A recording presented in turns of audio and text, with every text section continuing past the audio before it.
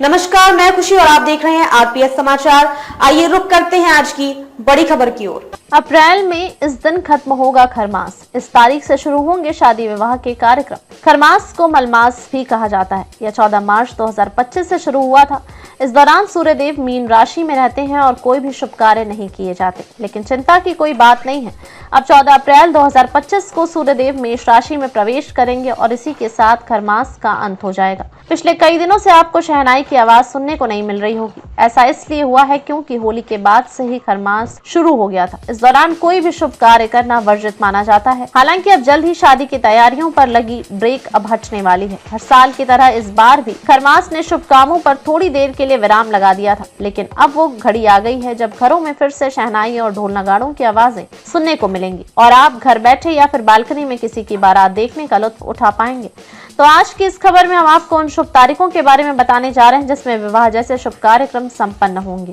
खरमास को मलमास भी कहा जाता है। यह 14 मार्च 2025 से शुरू हुआ था। इस दौरान सूर्यदेव मीन राशि में रहते हैं और कोई भी शुभ कार्य नहीं किए जाते। लेकिन चिंता की कोई बात नहीं है। अब 14 अप्रैल 2025 को सूर्यदेव मेष राशि में प्रवेश करेंगे और इसी के साथ खरमास का अंत हो जाएगा।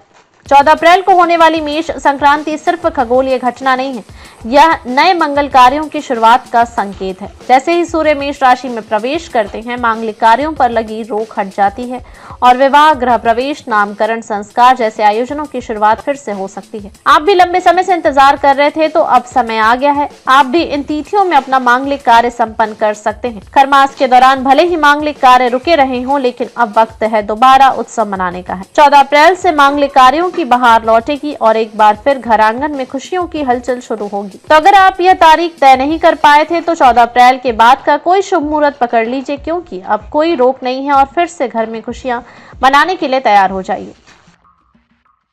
खबरों में अब तक के लिए बस इतना ही। फिर होगी आपसे मुलाकात ऐसी ही एक और बड़ी खबर के साथ।